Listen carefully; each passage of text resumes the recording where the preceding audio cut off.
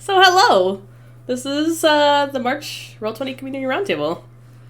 These amazing, wonderful people are my coworkers, and they are going to introduce themselves. And I'm Bunny, the community manager. Most of you know that. So if you all want to go around and introduce yourselves, we're going to be going through some updates at Roll20. We're going to be doing some stuff. There may be some pets at the end. Um, but yeah, we're going to be answering a lot of questions. So if you have questions, ask them in chat. We're going to collect them and then answer them all together at the end. There's not as many pre-submitted questions this time, so ask away, have fun.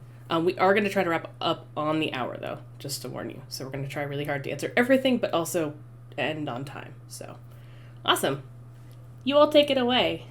Who wants to go first? Oh, well, I guess I'll kick this off. Hi, everybody. I'm Hales. I'm the QA team lead here at Roll20 for the ever-expanding QA team, which I'm super stoked and hope we have time to chat about just a little bit tonight. I am a breaker of things and also a scrum master, and you are here for an incredibly groundbreaking and historic event that is my very first community roundtable. So I'm really glad that everyone watching gets to experience this together as a group. And now I'll kick it on over to the other two.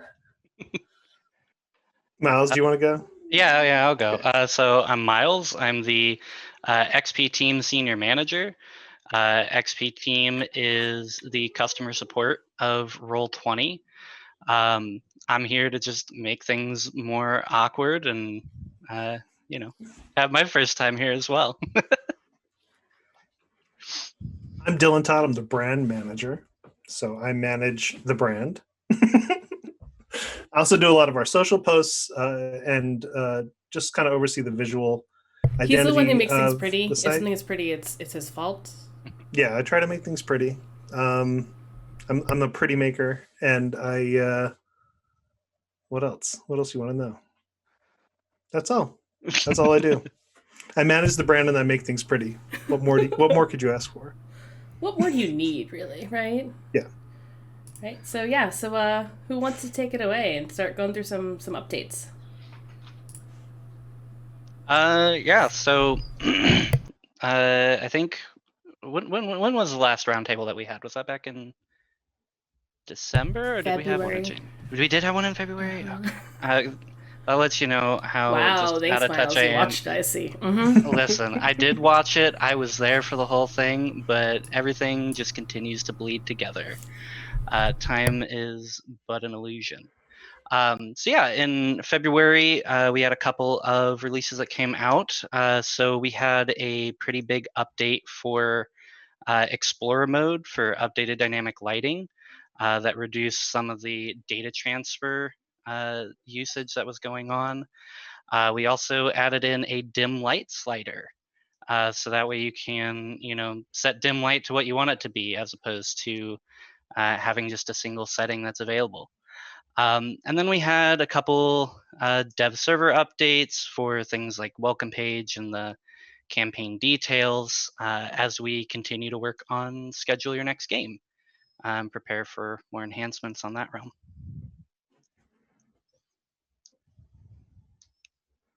What else? I guess there's more. Cool. I didn't want to just take up all of them. Yeah. So we're continuing to raise money for Code 2040. Oh, my dog is whining now. Why are you can we meet your dog now? I think this just means sure. You did pet meet and greet a little earlier. Come here, bud. Wow. I can't pick him up because he's a real freaking monster. Protocol. Oh, never mind. He's gone. Oh. Yeah, I know.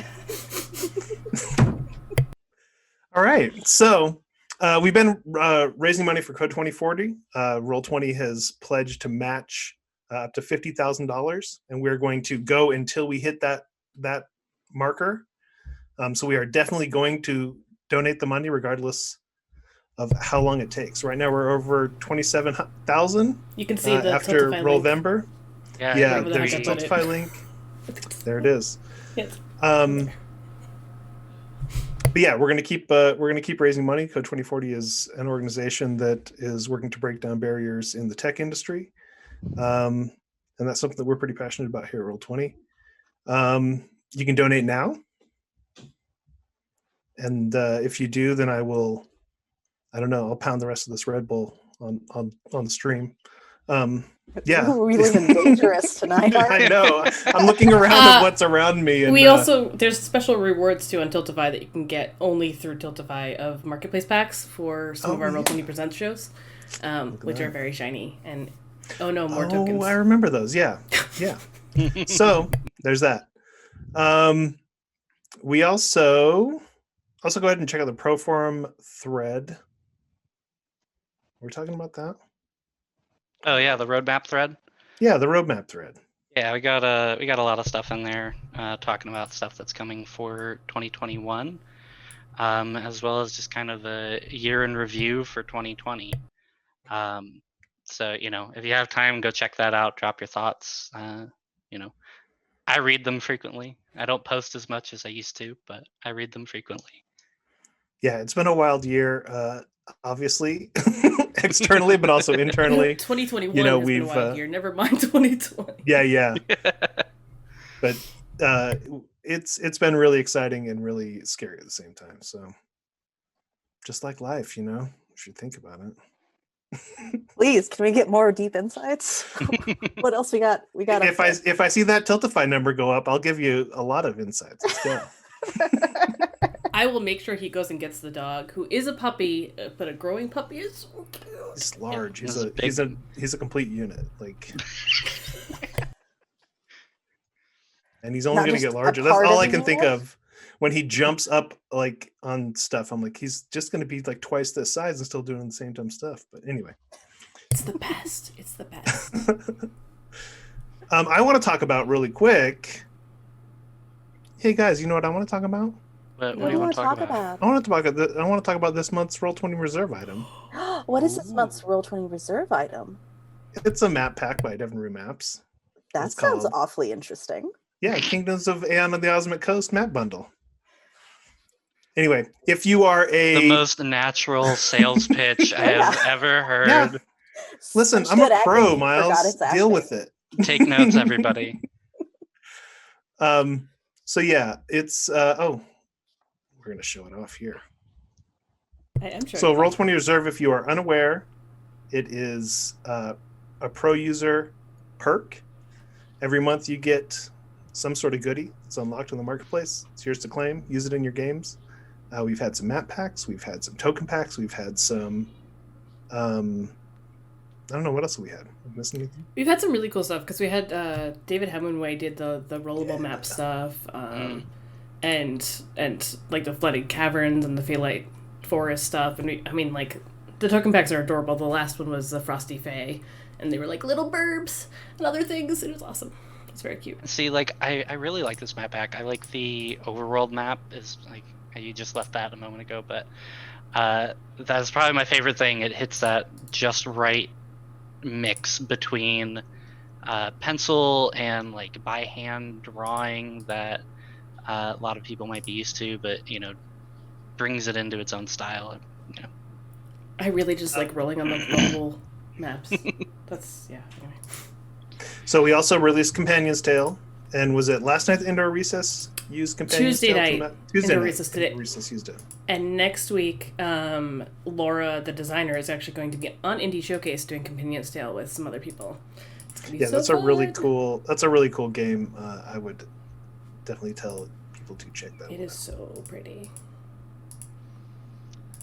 What else do we want to talk about?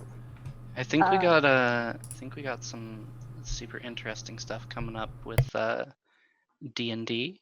We got some releases on the way. I know that we got some. Tell me more. Yeah, we got Candlekeep Mysteries. That's going to be coming out. Which I referred to in a meeting as Dr. Candleman's Cave of Mysteries one time, and our licensing director Emily liked that a lot. So. Well, now you've said it publicly, so it's there. It's for everybody to see. But yeah, so we got Candlekeep Mysteries. That will be available on March 16th. And then we've also got Von Richten's Guide to Ravenloft, which will be coming on May 18th, so a couple months from now. And I believe you can do pre-orders on both of those? Yes. So, and I see somebody's mentioning that Candleman has a PhD, so. PhD in what, though? Yeah, be mindful. Use doctor. Candle studies mostly. They have a candle studies, but also a poetry degree, so that way they can wax poetic. Oh, jeez. Yep. Here I am, That would everybody. hurt. Hello. Well, I'm very sorry. I had everyone. to I forced that into there. We're good to go. But D&D isn't the only thing we've got. We're also really excited to announce that Coyote and Crow is coming to Roll20. It is a sci-fi fantasy tabletop RPG set in a First Nations alternate future where colonization never happened. It is created and led by an all-native team, and their Kickstarter has just a little over 20 days left to go. It's So also if really close to 500,000 raised with a goal of 18,000. So it looks so cool. go back it. But yeah, if you do back it, if you back it at the Roll20 exclusive level, you'll receive the game on Roll20 as well, as the exclusive adventure, only available on Roll20. I think that there should be a link down there in the chat for anybody who wants to go check that out. And then I think we got some other marketplace items if somebody else wants to talk about those. I can talk about them. However, marketplace is not where my main fortes are, so I will expect some color commentary. So one of the newest things coming out to our marketplace is we have a new Call of Cthulhu bundle from Chaosium, I believe is how we say that one. It's called Gateways to Terror. This bundle has 3 short scenarios for Call of Cthulhu 7e. They're all designed to demonstrate the games, to kind of give a taste of the mechanics and what it's all about, and really give people that good way to dip their toes in for the first time, and kind of experience everything that it has to offer. Then Paizo has a popular flip mat and flip tile series for both Pathfinder and Starfinder players that they've begun rolling out on Roll20 Marketplace. So you should be able to see what's currently available on the Roll20 Paizo hub. And I assume that somebody is putting links to these in the chat as we talk about them. I don't actually know that, as I reference to links. I dropped one to the Coyote and Crow just because, it's super cool. That's fair. That's fair. We got other people doing the other ones. Right. Cool. And then it looks like we have 2 other smaller kind of releases that are still really exciting coming out to our marketplace soon. We have Fate's Roll20 tool. It's supposed to be Toolkit. If you haven't seen this, we retweeted their tweet about it earlier today. It's a really cool. It's Evil really has cool. been going all out with some really cool integration stuff. Like I'm so psyched. Fate is a really fun system, and they've really been an example of like how a publisher can take Roll20's tools and use them to the max. And I also want to, as long as we're talking about tweets, I want to point out Luke, who has a last name that I'm not going to attempt to say, starts with a W. Walchek, I think. I'm probably not saying that right. He had a wonderful tweet about the 12 Peculiar Towers from Kobold Press. So go check that out on the Roll20 Twitter. That was a slightly better segue than the other one. Funny, we're trying here. I know. Yeah, but I'm supposed to harass you, right? That's the job as host. Oh no, I'm supposed to be supportive. No. Yeah, please harass. That's it's a lot more comfortable for all of us. Yeah, it's like more normal work atmosphere, I think. Yeah. Anyways. Yeah, so I think that's all of the major releases that are coming out. If we're switching into the next part, I would love to talk about that. Yeah, please. Awesome. So now we're going to talk about some of the work specifically that our teams have been doing. As QA, there's a few of these in here in particular that I am the most excited about. Not that I have favorites or whatever, but one of the really, really cool things that we've been able to put through work this week, and it actually passed QA yesterday afternoon, I think just in time to get pushed out. But we're working on our updated dynamic lighting, being able to utilize circles in a much better way than previously, in a way that handles performance better than even our legacy system, and as well as kind of begins to address some of the problems that we've kind of seen in UDL, some of those like weird things. So circles for dynamic lighting, I believe, I'm not going to say that. So watch out for that. Don't say it. It'll be soon. It should be soon. The Don't circles you dare tool, say it. I know. The circles tool is a really fun one, honestly, because like I know that's been a question that we've had a lot for LDL in particular. Is people will try to use circles to like cover trees and stuff, and it always ends up looking wonky because it just doesn't know how to handle. It's really hard to have those like cool looking ruins if you can't use the circle. You could use like the little X or like it's like right give me and my, like yeah, and a circle, how many sides does it have? Well, it's either 0, 1, or infinity, and it causes so many problems. You'll get a square or a line or a triangle or any number of things, and with this change you'll have a circle. Like it'll be a circle. Yeah, which is super exciting. I'd also love to reiterate for everyone that we've heard a lot of the feedback and a lot of the kind of concern about the updating changes that we've made to our lighting systems, and that making sure that our top priority is that we're working on the issues that we've committed to improving by the LDL sunset date, including making sure all of the updated dynamic lighting settings are saved and all of those additional pieces that we're really, really working on. And we, once again, as QA, thank you for the feedback. Everyone who has jumped in the forums with this feedback and giving us just better insight on some of these bugs as well, just from a technical standpoint. It can be really hard to track down all of those little variables and details that make a difference, and every single response we get in those forums really helps to kind of track that down and make sure that we are sending out the quality that we want to send out that meets all the needs for all of our users. So thank you, and please keep it up, and please keep letting us know ways we could improve. Cool. So that's the one I was super stoked to talk about. I can talk about the next one. Yeah, cool. So we've updated the welcome page for your games with and this is on the beta server, dev server. I think we're still calling it the dev server. We want to call it the beta server. Just there's a little. You sneak are peek. here. You know what? Call it what you want. That one's for free. So if you're a pro user, get in there, try it out. We're trying a new feature where you can it highlights games and you can schedule directly. There'll be a little banner at the top of your thing telling you to schedule your next game. So we've heard from a lot of people that being able to schedule a game is a priority. So we've started working on that. Again, give us feedback on that. We're going to start moving to a standard campaign image size. Right now, they're sort of all over the map. We're going to start giving guidelines on that.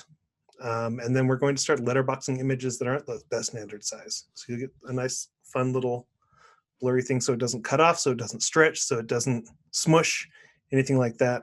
And then we are improving the user experience for the campaign image area in general. Right now we have this weird little white fade at the bottom. Yeah, and if you ever want to try to change your picture, it's just like it's gone. Yeah. Yeah, there were some. Yeah, there's some things that we're working there that'll be better. We also are going to start, like I said, we're going to start offering best practices size basically, so that image will look good across everything, including our mobile app, which we can talk about next. Can I talk about that one again? Yeah, let's do it. Cool. So I'm super proud of this. Mobile team is another one of the teams I've got to work incredibly closely with, and I have just been so stoked to see all of the progress made. So our closed beta of the mobile app is active and currently kind of getting that data and that feedback back from our users to be able to kind of use and begin addressing things. We do have the next phase of the beta. It's on the way, and it's currently being rolled out to pro users. Not currently. Not currently. Not currently. yet. It will be rolled out to pro users. My bad. Slow it down. I'm very excited about this. If we get up to 30,000 on Tiltify, it'll grow. No, just kidding. No. Let's put it up to 42. We need 42,000. Wow. So soon it is being rolled out to pro users, and then it will once we are no longer kind of doing an open release, it will open up to all users. I do want to make that super clear. So we're having kind of very similar to our dev server available for Roll20, kind of giving pro users the chance to kind of see some of these features a little bit sooner and get to play with them and get that feedback in. One of the other things I want to touch on this real quick is those of us, our users who have accessibility needs, may be aware that our VTT may not meet all of those. The mobile app team has been so conscientious from the very beginning to make sure that we have all of that accessibility work already built in from the ground floor. And I'm so excited about that. So especially if for pro users with accessibility needs, when kind of the next phase rolls out, seriously, please let us know if any accessibility needs are not being met, because we want to get on the ground floor of that as soon as we can to really help meet a need there. We are also scaling up the mobile teams so that we can work on beginning to convert more of the character sheets to work specifically with the mobile app, which is super exciting as well. Yeah. Yeah, and just as a little aside here, check out Roll20's job postings. We are expanding currently, so check it out. Yes. You never know. You could be on the community roundtable. I will make you do that. It's true. Sorry. Yeah. Sorry, And, Miles. no, you're fine. XP team. That's it's a customer support team of Roll20. In the past couple of weeks, we've been working a lot on the help center, and trying to just turn that into a more pleasant experience all around. So you'll notice that we have a dark mode that is now available. So working to get that rolled out, make that a baseline for every article on there.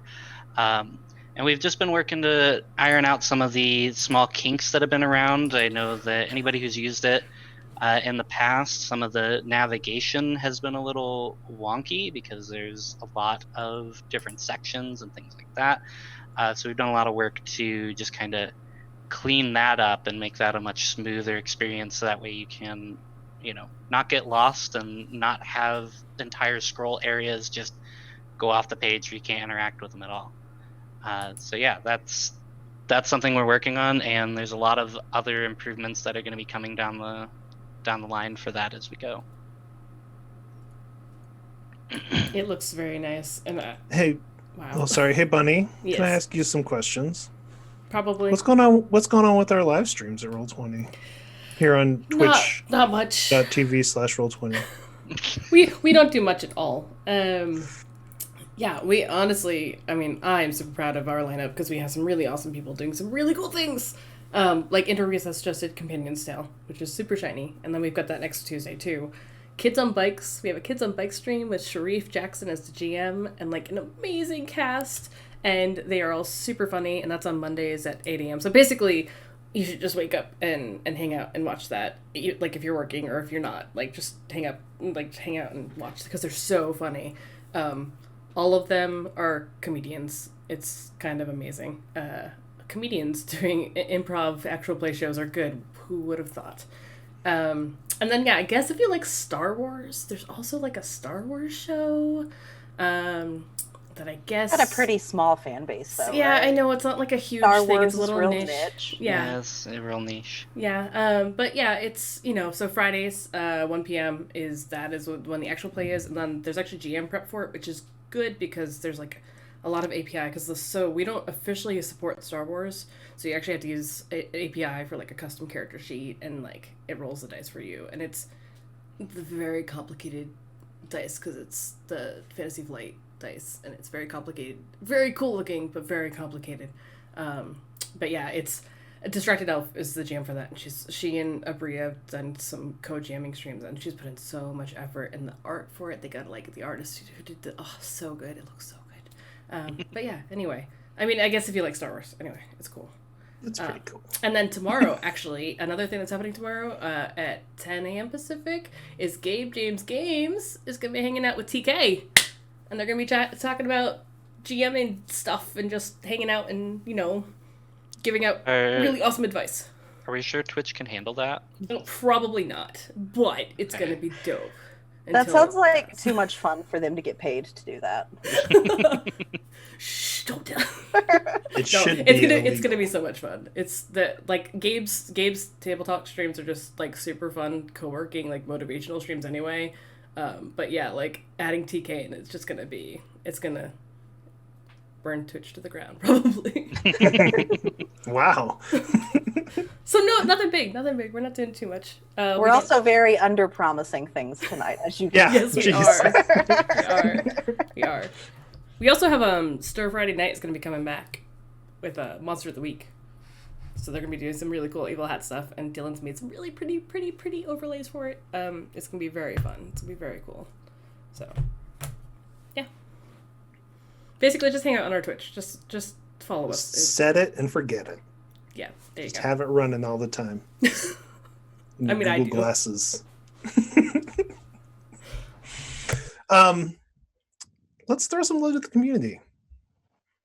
We've already talked about Deven Room apps. Go check out Emily's stuff. Can we drop a link in the chat to that? roll20io.deven/Deven-Rue. Esper Genesis Charactermancer is in production. If you're not familiar with Esper Genesis, we just launched it a month and a half ago, 2 months ago. It's a really cool sci-fi system that works with 5e. So we're going to have a Charactermancer integrated into Roll20 into March. Table Talk. Gabe.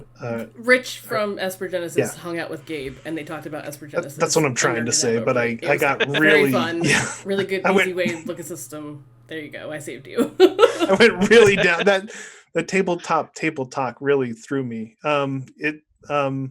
What else? Pathfinder second edition Starfinder Character Masters. We're still working on them. We don't have an ETA yet, but they are a focus. They are We know actually that in the works, yes. like actually being worked on. it is They actually- are huge systems yeah. with a lot of overlapping and there's a lot. There's so much. We promise that they're working. That we're working on them. What else? D&D 5e sheet is chugging along. We're trying to move in stuff from Dungeon Master's Guide, including spell points, hero points. And then, as always, we're always tackling bugs. We have a lot of people playing on our tabletop. We have a lot of different technology being used. We're always going to encounter something. If you have a bug, report it. help.roll20.net. See something, say something. I need you to make a propaganda poster like Okay. that. Sounds good. Put a ticket in. Okay. Put a Yeah, ticket in bug, Jira. make a I'll do it. ticket. Let's go. Let's freaking go, dudes. Cool. On that, I would also like to say thank you to all of our wonderful forum volunteers that help kind of channel those bug reports that come in as well. Huge thank you, especially for me, because it makes such a difference at the end of the day. And yes, please come see us in the forums, and please let us know, and please give us all of your information for all of the problems, please. I mean, not okay. The Roll20 problems, like we can't. Oh no! necessarily Now help. that I see how I phrased Yeah, that, you I can- also want those other problems. Yeah, let's I'm just do not it. gonna. I don't. I mean, We're you've seen great. them. You'll know whether or not you want advice from these people. We're great valid. listeners. You never know until you try. Like, just put them in there. Maybe it'll work. Yeah. Sure. I prefer to say the glass is half full. We specialize in the world of pretend, and Yeah. in that world, you can pretend there are solutions to complex problems. Well, I'm Uh, just gonna say it this way: paying for therapy using Roll20's help forums, like Yeah, one is free. I mean, yeah, that's pretty easy choice. Okay. Anyway, We should start a podcast where we give out advice for free. I like this. Podcast for the modern era. I'm so sorry to Nolan and Amber. Come at us, and- McElroys. I could take at least one of the McElroy brothers. Definitely. I won't tell you which one. let me know in the chat which McElroy brother you think I could take in a fight. But how long would that fight last? And is it a fair fight? There's only one way to find out. Get it up to 40,000 at the Tiltify. We'll find out. Let's go. I see 2 griffins right now. Yeah, griffins. I would use Griffin to beat one of the other ones with, of course. Use Griffin as a melee weapon. Cool. How about we let's go move over to on. questions? Yeah, let's do questions. What? I am sorry. Let's go to the first pre-submitted question. Hey, buddy, do you know you're appreciated? Because I feel like now's a really good time to remind you that you're appreciated.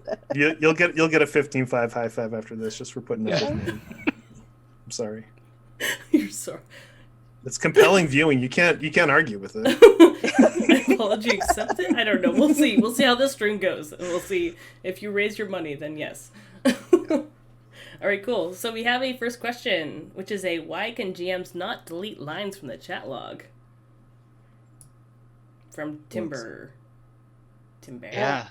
Miles? I Miles? mean... Why can't GMs not delete lines from the chat log? Okay, first off, it's a great suggestion. It would help so much. I'm there. I'm with you. It's a really popular suggestion. It's one that we've talked about. We're still in the research phase. Just because there's a lot of overlapping things that go into deleting a single line. You know, if it's a whisper, does it remove it for everybody, and so on and so forth. I'm not a product manager. I'm not going to get into the nitty gritties there. But we're still taking feedback. We're still taking things that people are looking for on that topic. So there is a thread over in the suggestions forum. Please continue to put your wants and what you think is necessary, so that we can keep taking it into account as we, work on that overall. Cool. So, which leads us to our next question. Who wants to answer this one? Well, Dylan, why aren't older suggestions that are backed by hundreds of votes in a reasonable time frame taken care of? When we hover over, specific things, and there's been a lot of people saying things, but what's up with that? Yeah, where's that at, Dylan? Dylan, make me a Jared ticket. Where is it? No. So our product team is keeping an eye on that thread that Miles mentioned. We're always trying to find things that we can implement and prioritize. Some of our popular suggestions are sort of bottlenecked by updated dynamic lighting. Like our legacy dynamic lighting system we've hit the wall with LDL, which is why we started developing updated dynamic lighting. So a lot of lighting suggestions, once we get UDL to a place that we are 100% happy with, and we're getting really, really close. Yeah, just to add on to that a little bit more. Well, a little Easter egg if people don't know. Really? Legacy dynamic lighting ran on Canvas, and updated dynamic lighting is going to be utilizing WebGL.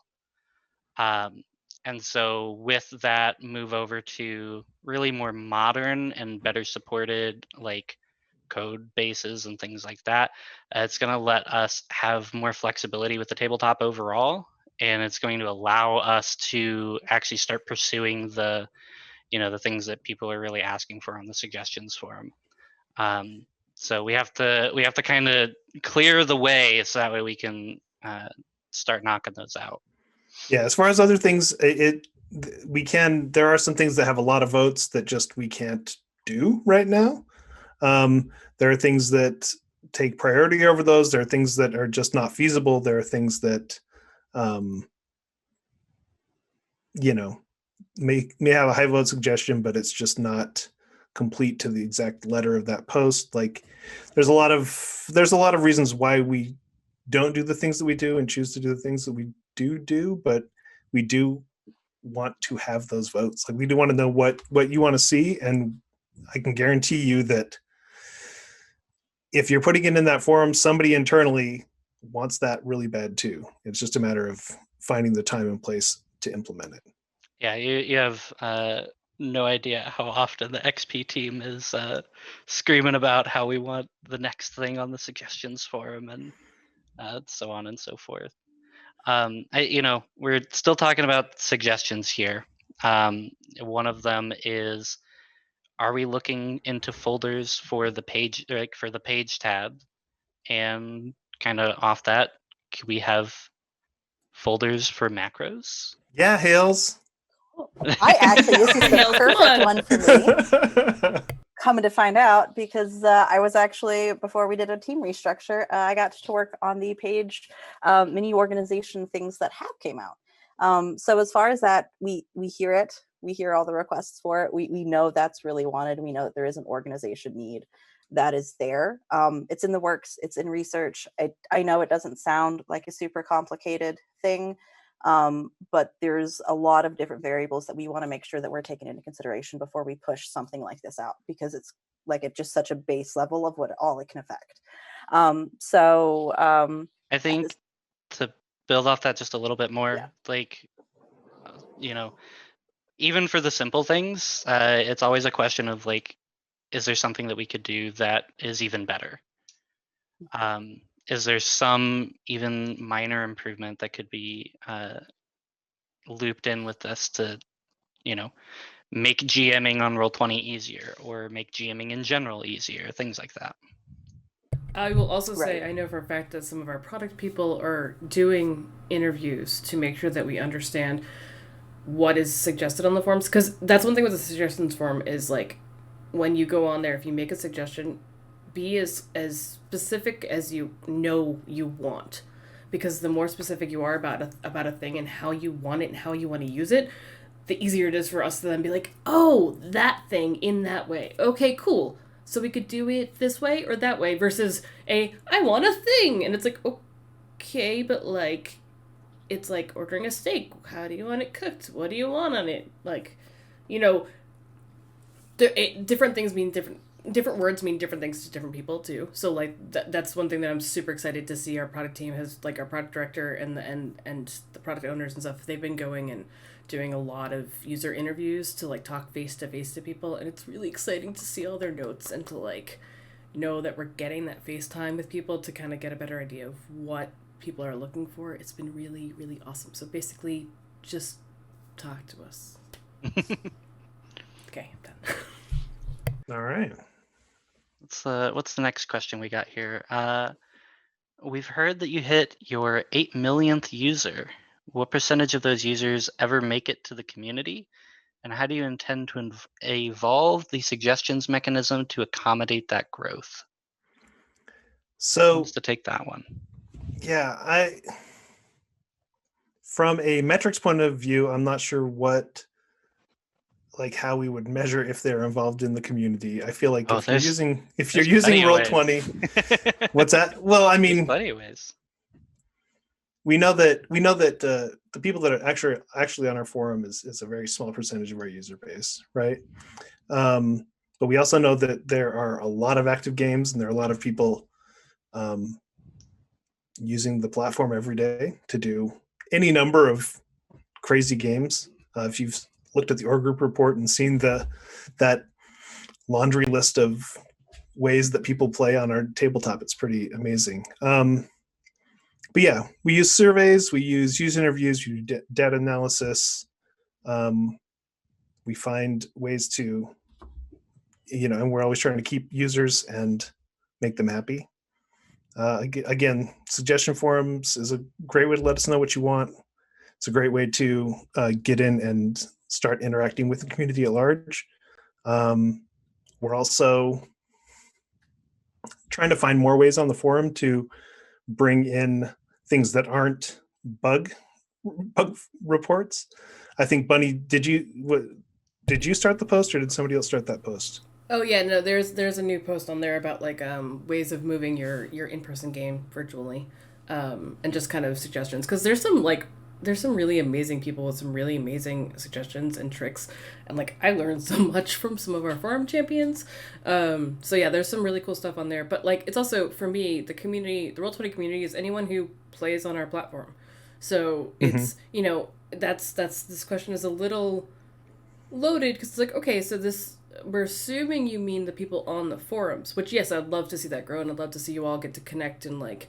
We want to explore different ways of doing like LFG and just other stuff. Miles and I have a long list of things we want to do, but I'm not going to say them because I don't want to get anyone's hopes up. But yeah, it's just anyone who comes on and has fun on Roll20. That's our community, and that's what we want to see, and that's what we want to help make happen. So, yeah. Yeah, our forums are an incredible resource, honestly. Like folks who help out with character sheets and API and drive improvements in those realms and help each other out and answer questions is absolutely incredible. And I think that there's a lot of value to be found in investing in those areas and making sure that we're empowering people and improving those communities and just making it a better place overall. So yeah. Okay, I have a question. What's your question? Do you have a question, or are you stealing someone else's? I'm stealing "Why are you on fire's" question. You caught me. Why are you on fire asks, can macros automatically select the character that's listed at a specific location in the turn tracker? What about advance the tracker? Well, were you gonna? Come on! You breathed. I wanted to give you I'm waiting. space. That was okay. All right. That was a dramatic intake of breath while I waited for your answer. Okay. So macros can't do this. That being said, the API might be able. The American Podiatrist Association? Exactly. The American Podiatrist Association is very involved right now in how we handle TTRPG things. But no, so there's a few API scripts that already exist in the community that could be super helpful for this. One is Turn Tracker 1 and the other is Combat Master. And they both feature a way to advance the turn order, and Group Initiative manipulates it. That being said, because I think this is super important, we've kind of touched on it. You have to keep in mind that Roll20 is used for so many different games and so many different ways to play games. I was talking to a user on Twitter last month or something. Actually, I want to give him, because it's amazing what he does. Credit, what is his name? Rob Justice. Is using cards, like playing cards, to build out the entire Gotham City building by building, and each building is a separate card. And I mentioned this, that seems like a tangent, but Roll20 is made in a way that is agnostic so that we can do these really cool things as well as play D&D, 5e or whatever. So you can possibly use the API to make it do this, but there's not a lot of already ready to use plug and play solutions to necessarily do this. But as for actually affecting the UI selection, the API can't really do that either. Some of our forum champions. Ooh. This is really just the Aaron. Thank you, the Aaron. Yes, thank you, the Aaron. That's really... why I asked. So why are you on fire? Also asks, how many pre-submitted questions you get on average? Bunny, tell me now. Yeah, that's a Bunny question. Right Bunny away. does so much work now. on all this. Yo, my word. We're running out of time. Dramatic pause. Yeah, so it's normally over 30. This past time we only get about 20. I will group together questions that are similar, just to try to help streamline. Considering look at the time it is, I'm not going to look at the time again, because we want to be able to answer all your chat questions. But yeah, I try to group them together. But there's normally like closer to like over 30, close to 40. That's like the average. This past time I think it was like 22 or something. So, and thank you. I appreciate it because yes, I am the one who does all of it. So, I think with the time that we have left, we'll probably want to rapid fire through some of these questions. Do we want to swap over to some chat questions first? Yeah, with the 10 minutes left.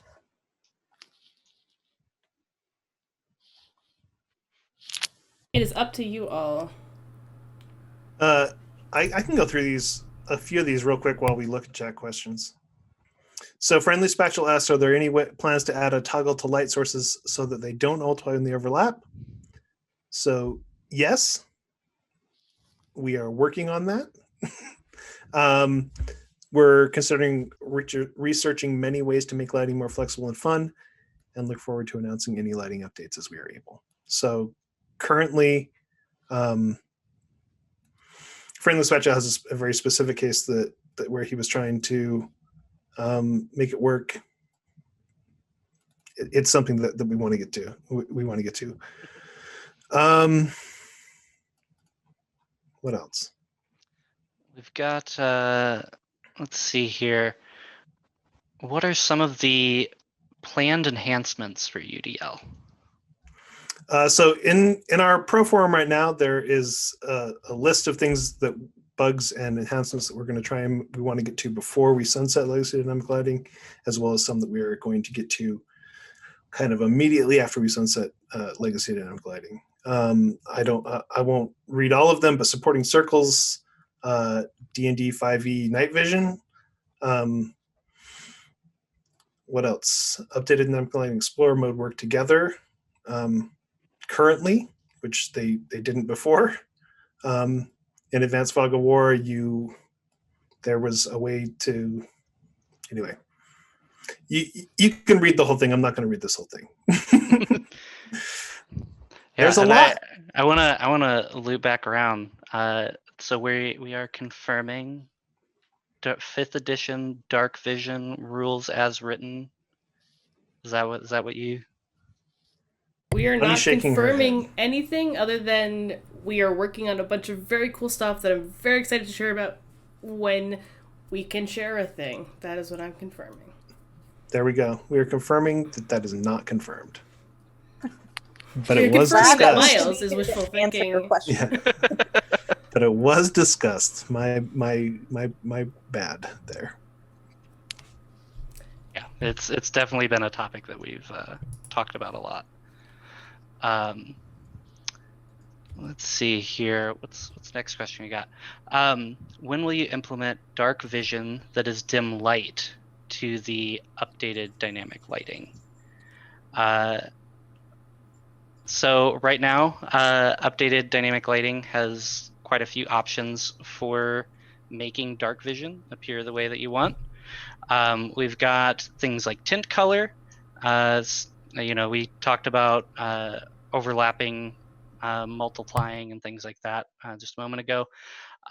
You can use that to set for a little bit darker for the vision.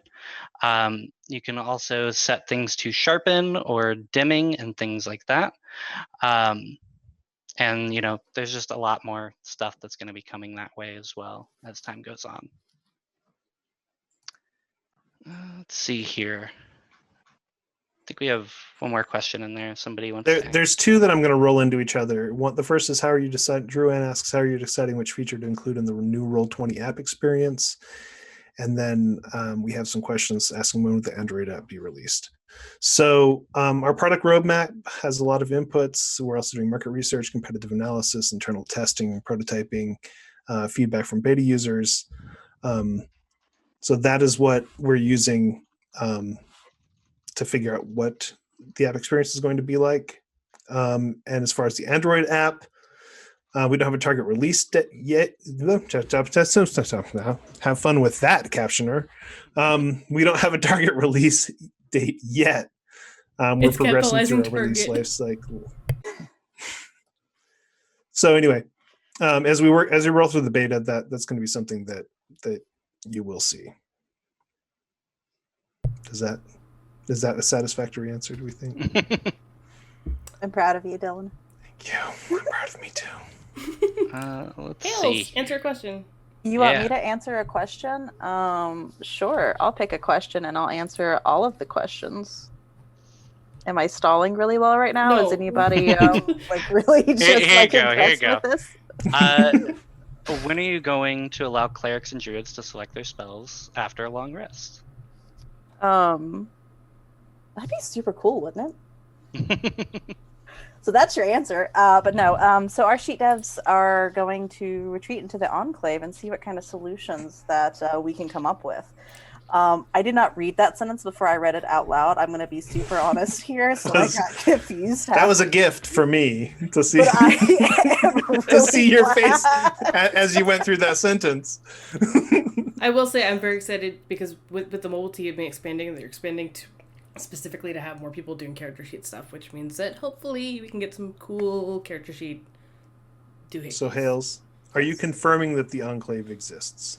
No. Shh.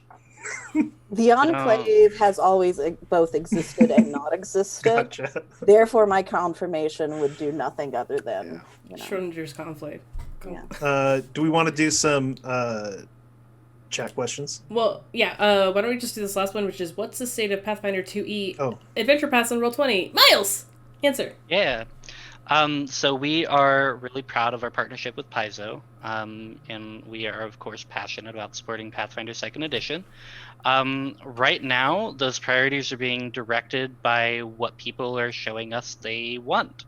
And that typically is rulebooks, character sheet support.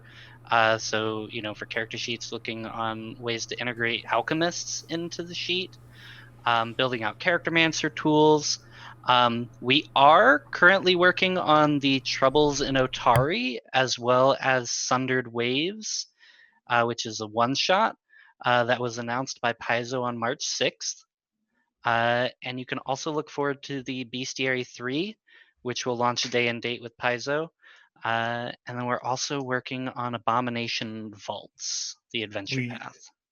Correction, we aren't currently working on the Abomination Vaults. Oh, we're not? Oh. Yeah. Okay. We're not working on Abomination Vaults. I'm sorry. Currently. Not currently. All right. Chat questions. We have 3 minutes left. And then we have to fit pets. All right, I can read these out. All right. J Drummo, any plans to add isometric grid support to Roll20? This is something I know we've gone over before. It's cool. Add it to the selection. The suggestions thread. Yeah, I'm gonna ping somebody to see if we can get a better answer than that. But I know that there's For the some isometric grid. Yeah, there's some workarounds, but so isometric grids are. You can do them. They're just a little difficult at times. Some folks will swap over to a hex grid pattern, and there are actually some. You can actually find some packs on the marketplace already that are isometric, and you can also find some really awesome art out there as well. Man, I wish I had it on the top of my head. I've seen a lot of really cool isometric things that people have done. Gosh, I really wish that I could find it. There's a lot of really cool stuff out there. It is possible. It is not the easiest thing to do, but it's something that we are aware of, that there is, like, people are interested in. So pretty. I love seeing the isometric stuff. Yeah. Let's see. From Ringwood TX. What games are you playing on Roll20 as a group? Yeah, I know who this is. Go search Bannerless Games on Twitch.io. There's some really cool new tables and generators for lost cities and for cults that this person has cooked up. So as a group, recently in my staff game, we've played Alice is Missing, which is really fun, and we wrapped up a Humblewood campaign. And then Dylan and I played a Troika game together, and then I made Hales play Adventures on a Dime for Rollvember, which is so fun. I love that system. It's ridiculous. It's so good. And Troika, same thing. It's ridiculous and amazing. Troika's really fun, yeah.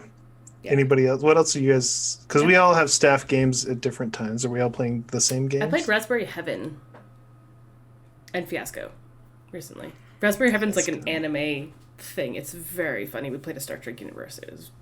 But Fiasco, we played Fiasco. That was really fun. Fiasco is a game that makes me smile. I am not in any staff games currently, but I am actively working on putting together a 5e Planescape game. So that's been a exercise in madness. So many things going on. Yeah. So let's see. Next question here.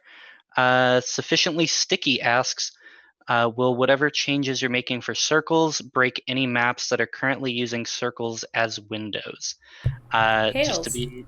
Oh, Hales can answer this. Miles sounded like Miles had an answer that he was walking. I do have an answer. The answer, just flat out, yes, it is going to interfere with that. We can't accommodate to make some circles work and others not. But we are looking for, more intuitive ways to facilitate functionalities for things like windows and stuff like that. That's the kind of stuff that the latest version of dynamic lighting is going to allow us to do. Let's see. We've got custom dice skins. Yeah, from Jade. I want those so bad. I cannot wait. Yeah, we want them. It's a really that's a real sticky wicket. It's all I will say. That's all I'll say. We would love to do it. I guess is probably the best way to say that. For those of us who needs a definition for a sticky wicket, could we get one? That's a wicket that is sticky. That's fair. Don't know what else. Honestly, since Dylan likes Star Wars so much, I'm assuming he means the Ewok. But yes, okay. It's he crossed over with Winnie the Pooh. Let's see. Rab, I'm so sorry. I never pronounce your name right. I've seen you on the forums so many times.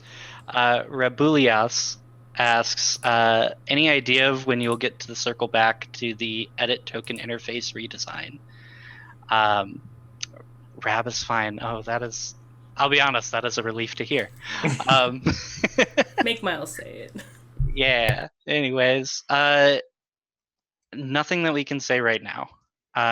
We are still looking at feedback. We are going to continue doing what we can with that feedback. But I don't have any. Maybe Hales has information, but I don't have anything to. Yeah, I've got nothing that's yes we do or no we don't or anything like that. Let's see. Another one from Ringwood. The ore report is cool. What qualifies as an uncategorized game? Ooh, I know this one. Dylan, it's a game with no character sheet selected or no selected game when you create your game. Did you read that from Eric's answer, or I did, but I also knew that because I've done the ore report for 5 years now. So, yeah. So, I mean, that helps us know when you're setting up your game. Tell us what game you're playing. Like that way, we can collect that data and we know what to support in the marketplace, what sort of games to go after when we're talking to licensors. It's very helpful. And personally, I really enjoy looking at all these weird games that I've never heard of before on the ore report. So, I love seeing the international games climb up. That's been really fun to see the international users, like what games are getting played in different parts, because we're all in the US. So getting to see the games that are getting played like over in Korea and Australia and Germany and stuff, it's really fun. Yeah, we love games. To help us get more data so we can get more games more easily available on Roll20. All the games, please. I think did you manage to breeze through everything? I think so. Yeah. We're professionals, Bunny. We told you that before we walked into this. Rose. Yes, sure. I believed you. So who has a pet? I have two. This is the whole reason why I'm here, everybody. I'm gonna first. Well, you gotta make sure Hales is around. Oh, cat! Oh, a chunk. That is a really large cat. Hales did not hear any of what we just said about her cat. I didn't, but this is Chortle. There's captions. Oh. Her name is also Lana, but she's just kind of she chorts. That's how she breathes. So pretty much the sound. She's the biggest, I'm gonna cutest grab- chunk. I'm gonna She's grab the cat. on a diet. There's no way I my promise. dog's coming back in here. Dylan, I So- have to see your dog. Like after no. I'm sorry. We I demand Shout pet out. pics, please. I will. Mine's right let me text. here. Let me text my children and try and Yeah, you can actually see mine on stream. and get in the Yeah, corner picture here. of her. Miles, you have a Oh, cousin. baby. Oh, he doesn't like being picked up, so he's just gonna sit here and Maybe tear an eye out. He's debating. maybe he's just like, I was sleeping. Why am I here? Yeah, you lick your lips. I'm gonna put you down now. Stop squirming. And then I have a second cat, which is much better about being picked up. It's like much better. Absolutely no way he's getting up on my lap. All Come here, right, Bush. You tried, and I I appreciate tried. that. I tried. This is my first cat, Hello, baby. and his name is Buzz, and he has a little half mustache. How do you spell that? Budgy.